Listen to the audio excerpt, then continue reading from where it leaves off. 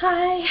So, for some reason, I'm trying to film even though I know people are gaming and it keeps screwing up on me.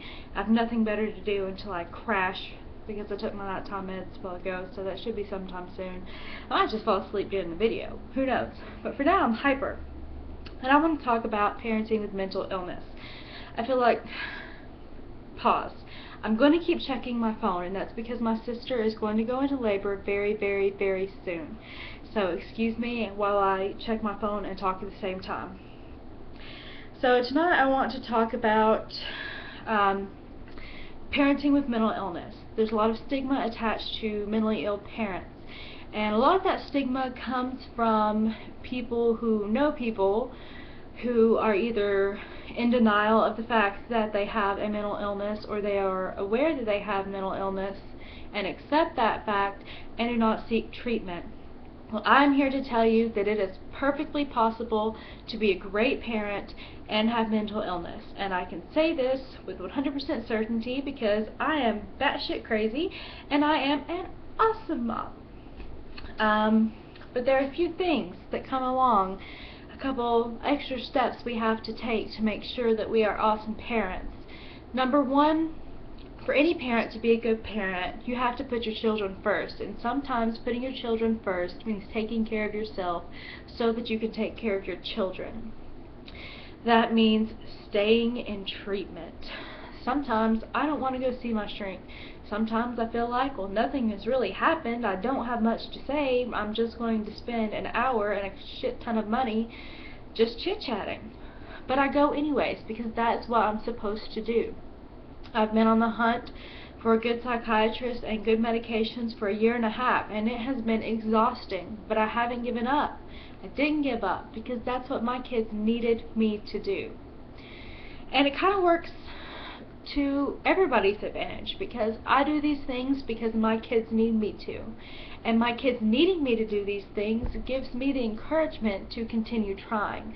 So it works both ways. Works for all 4 of us. If I haven't mentioned before, I have 3 boys, and they are 6, 4, and 2, and they are outrageously stressful. Another thing that I have to be a good mom is an amazing support system, which thankfully I have. By the end of the day, if on a normal day, that just means I have coped and coped and coped and coped all day long, and I'm exhausted, and I have nothing left to give. So I need somebody to take over at bedtime and do the bath time, story time, tuck everybody in, because I don't have anything left to give. I'm like, I love you, good night, kisses, sweet dreams, that's all I have. I wish I had more at the end of the day, but I don't. Second of all, I have my brother-in-law here now, and I didn't have him last year, and I wish that I would have, because this year he has made life so much better. Because when I have those days where I'm not really great, but I'm not really bad, I'm just struggling, he will cook dinner for me. He always puts the dishes in the dishwasher. He'll change diapers, put the kids in the bath, keep them distracted if I need time out, and that is so helpful.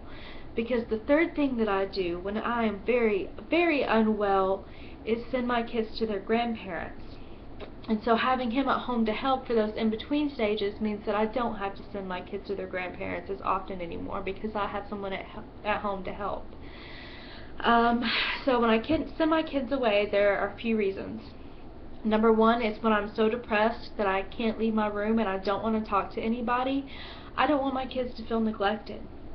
Number 3 is when I'm extremely irritable. I don't want my kids to feel like they've done something wrong, or I don't want them to be afraid of me. Every parent, everywhere, I don't care how much you want to deny it, you have yelled at your kids for something, whether it's stop climbing on the furniture, don't run towards the road, and that's normal. But I don't ever want to lash out at my kids because of something that's going on in my head versus something that's, actually happening in life. And thirdly, most importantly, anytime I have symptoms of psychosis, I send my kids away because that's not safe. I have never tried to hurt my children. I've never thought of hurting my children, but I'm not in control of my psychosis, and I don't know what I'm capable of, what my brain is capable of when I'm not there. So those are times they definitely go to the grandparents. My mom is especially good for last minute emergencies. When I don't see the signs coming and something just hits all of a sudden, I call my mom and she comes, or she sends my dad to come, and right away they come and take the kids, and they're like, you know, we'll worry about where everybody's going and what everybody's doing later, you just take care of you. And then my mother-in-law is especially good for what I call the extended stays. Sometimes they have to stay anywhere from 2 to 5 days at a time, and that's not every week. It's not like they don't live at home, but usually at least once a month. Now keep in mind, this is all pre-meds. Right now I'm on my 4th day on a new medication regimen, and I'm feeling wonderful, and I'm hoping that I will not need that much help very soon. But I've had to have this help, and I appreciate it so much. My mother-in-law and I guess you could say we have the typical mother-in-law, daughter-in-law relationship. Sometimes when I need somebody to listen, she's the only person available who listens. And sometimes when she needs somebody to listen and she feels like nobody else understands, then I listen. And then other times, we just want to fucking kill each other because we're both very emotional people, and we both always feel like we're right. And I know she's watching this right now laughing because it's true. But the one thing I can say is I can always depend on her night or day to come get the kids and take care of them so that they're getting what they need and they're not being susceptible to what's going on with me. So to my parents and my in-laws and my brother-in-law Robert, I love you guys and thank you so much for making sure that I can make sure my kids have a stable life, because when my kids grow up, if the worst thing they can say about having a mentally ill mother is that they spent more time with the grandparents than usual, I'm going to pat myself on the back and be proud. Because when I was first diagnosed, I turned to Google for tips for parenting with mental illness, and all I found were horror stories of children being abused and neglected and traumatized, and that is not going to be my kids because they're not susceptible to those type of horrible things. So those are the things that helped me. Those are the things I suggest for other people. And if you're out there struggling to raise children with mental illness and you don't have the type of support system I have, my heart breaks for you. And if you're looking for any sort of tips on coping with children and the things that are going on, when you have things going on in your brain and you're trying to deal with things with your kids, send me a message, leave me a comment, I'll see what I can do to help.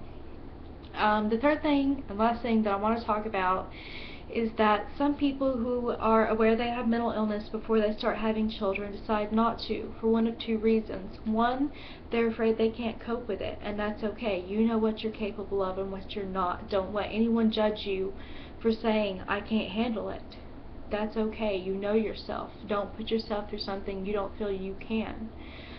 A second reason is because they're afraid they will hand down what I call the crazy genes, and unfortunately that is a very, very real concern, which is going to be what my next video that's coming up next is going to be about.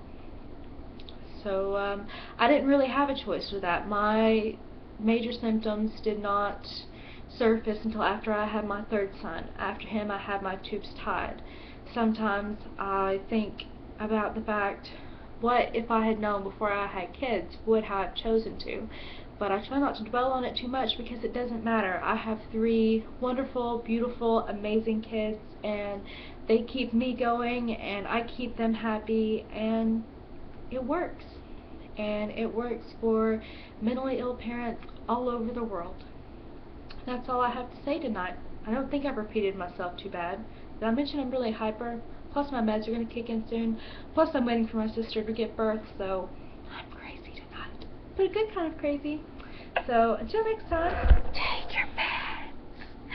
I will be.